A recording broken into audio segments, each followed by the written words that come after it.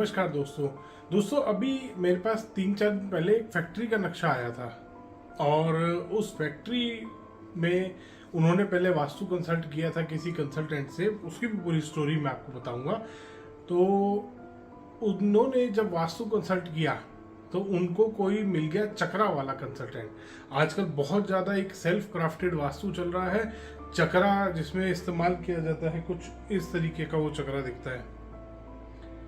ये आपने आजकल देखा होगा, बहुत सारे मैप्स पे चक्रा लगा रहता है दोस्तों। कुछ इस टाइप का वो चक्रा उस पे उनके फैक्ट्री के मैप पे लगा हुआ था और उस कंसल्टेंट ने वो फैक्ट्री बनवाई थी। वो नई फैक्ट्री डिजाइन हो रही थी और कंस्ट्रक्शन चल रही थी उस फैक्ट्री की, और उस चक्रा वाले कंसल्टेंट ने इस टाइप का कोई चक्रा लगाया उस उनकी फैक्ट्री पे, और आगे और पीछे का एरिया पहले तो खाली छोड़ दिया। जो इस चक्रा के बाहर रेक्टेंगुलर प्लॉट था उनका, रेक्टेंगुलर प्लॉट में बीच में तो ये चक्रा उसने लगा दिया और थोड़ा सा टिल्टेड थी डायरेक्शन। तो 2 डायरेक्शन उसने एक जगह काट दी, नॉर्थ और ईस्ट एक जगह आ गया, साउथ और वेस्ट एक जगह काट दिया, और आगे और पीछे का जो बचा हुआ हिस्सा था प्लॉट का उसको उसने इस्तेमाल करने से मना कर दिया। उसने कहा ये अगर इस जगह पे या इस जगह पे आप इस्तेमाल करेंगे इसको, चक्रा के बाहर अगर आपका फैक्ट्री का कोई भी पार्ट जाएगा, कोई भी हिस्सा जाएगा, कोई मशीनरी आपने इसके बाहर लगा दी तो ये एक बहुत बड़ा दोष बनेगा। अब दोस्तों कोई बात नहीं, उन क्लाइंट ने उनको बोला ठीक है सर, आप जैसे मर्जी आप वैसे करिए और इस चक्रा के अंदर आप मेरी मशीनरी सेट करा दीजिए, ठीक है। अब क्लाइंट है, उसको थोड़ा ना पता है कौन सा वास्तु ठीक है कौन सा वास्तु गलत है, वो सही वास्तु करा रहा है गलत करा रहा है। ये सेल्फ क्राफ्टेड वाले भाई साहब वहां पहुंच गए अपने चक्रा को लेके। आजकल चल ही रहा है फ्रॉड बहुत सारा वास्तु में। हर जगह आप देखेंगे 16 zone, 32 entrance, 4 pillar, 5 pillar, 6 pillar, इस तरीके से हर वास्तु वाला एक अपनी अलग थ्योरी बना के बैठा है। और सबसे ज्यादा तो इसका फ्रॉड चल रहा है दोस्तों। अगर आपके भी किसी आर्किटेक्ट ने नक्शे के ऊपर ये इस तरीके का बना के दे दिया है, या आपके भी किसी कंसल्टेंट ने, वास्तु कंसल्टेंट ने ये बना के दे दिया है, रख के दे दिया है, या लगा दिया है आपकी ड्राइंग पे कुछ इस टाइप का चक्कर, तो दोस्तों संभल जाइए, वहां आपके साथ फ्रॉड हो रहा है। खैर वो फैक्ट्री वालों ने उन्होंने कहा कि कोई बात नहीं सर, आप कंसल्टेंट हैं, जैसा आप बोलेंगे वैसे ही होगा।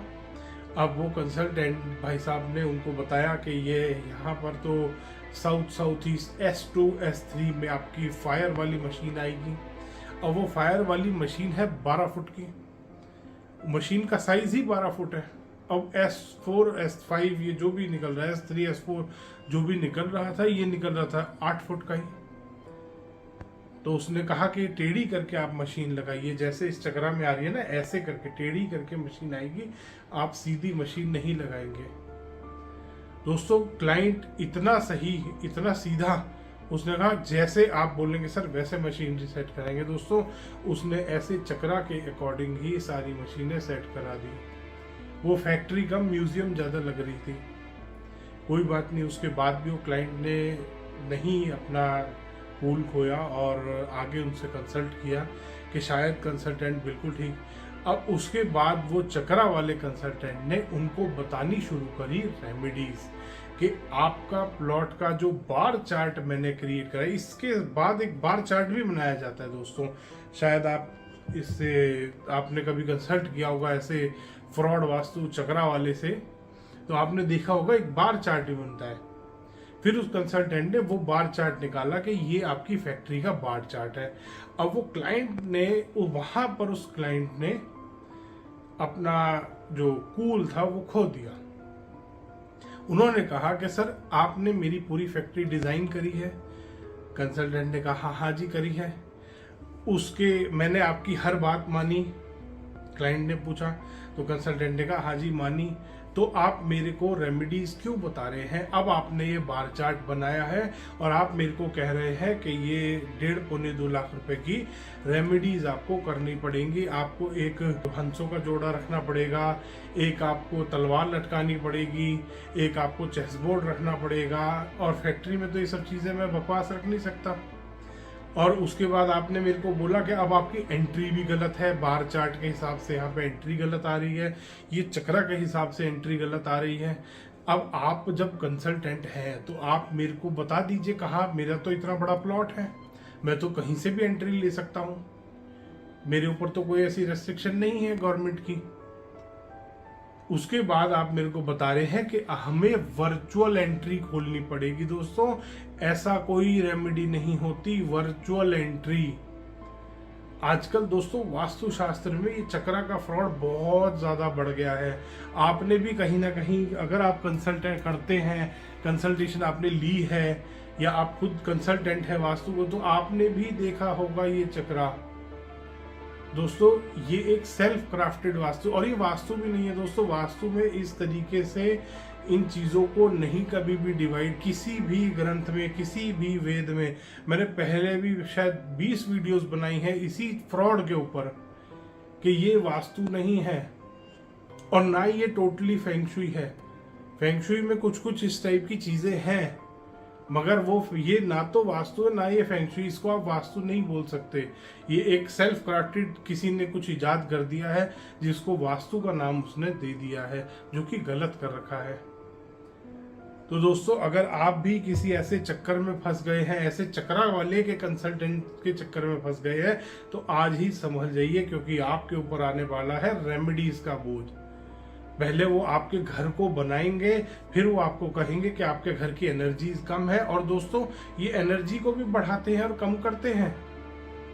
इस जोन को कम करना पड़ेगा, इस जोन को बढ़ाना पड़ेगा। दोस्तों ऐसे कभी नहीं होता। वास्तु में एनर्जीज को बैलेंस किया जाता है बढ़ा के, ना कि घटा के।